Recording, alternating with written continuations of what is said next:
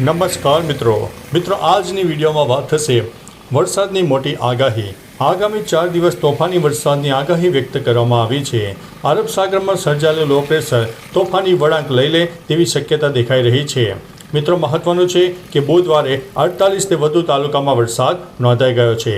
હવે મિત્રો વિસ્તારથી વાત કરીએ તો ગુજરાત નજીક અરબ સાગરમાં સર્જાયેલું લો પ્રેશર આગામી 1 થી 2 દિવસમાં ડિપ્રેશનમાં ફેરવાઈ શકે છે, જેના પગલે ગુજરાતમાં ભારેથી અતિભારે વરસાદની આગાહી વ્યક્ત કરવામાં આવી છે। 23 થી 25 તારીખ દરમિયાન વિવિધ જિલ્લામાં વરસાદનો ઓરેન્જ અને યલો એલર્ટ જારી કરવામાં આવ્યો છે। નોંધનીય છે કે બુધવારે રાજ્યમાં 48 કરતાં વધુ તાલુકામાં નોંધપાત્ર વરસાદ વરસી ગયો છે। અનેક જગ્યાએ કૃષિના પાકોને નુકસાન પણ થયું છે। સાયક્લોનિક સર્ક્યુલેશન 36 કલાકમાં મિત્રો ડિપ્રેશનમાં ફેરવાઈ શકે તેવી શક્યતા અત્યારે દેખાઈ રહી છે।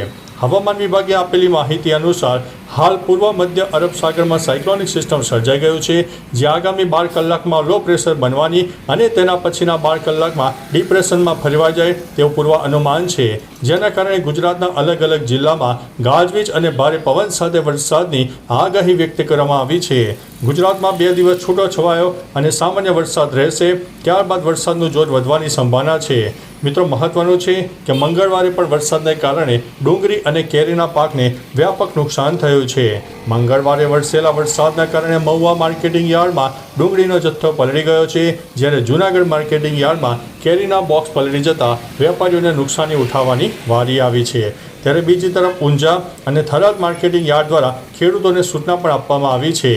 21 થી 27 તારીખ સુધી માવઠાની આગાહીઓ હોય। ઊંઝા એપીએમસીએ વેપારીઓ અને ખેડૂતો માટે મહત્વનો નિર્ણય જારી કર્યો છે। એપીએમસીએ માર્કેટ યાર્ડના તમામ વેપારીઓ અને ખેડૂતોને સતર્ક રહેવા માટે જણાવ્યું છે।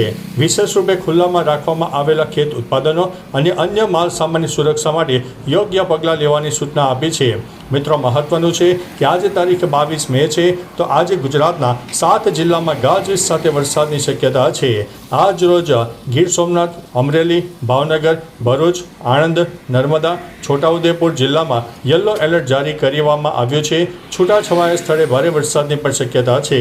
આજે 22 મેના રોજ યલો એલર્ટ છે, જેમાં ગીર સોમનાથ, અમરેલી, ભાવનગર, આણંદ, ભરૂચ, નર્મદા અને છોટાઉદેપુરમાં વરસાદ થઈ શકે છે, જ્યારે આવતીકાલે તારીખ 23 મેના રોજ અમરેલી, ભાવનગર, નવસારી અને વલસાડમાં ઓરેન્જ એલર્ટ આપવામાં આવ્યું છે, જ્યારે રાજકોટ, જૂનાગઢ, ગીર સોમનાથ, ભરૂચ, સુરત, નર્મદા, તાપી અને ડાંગમાં યલો એલર્ટ આપવામાં આવ્યું છે।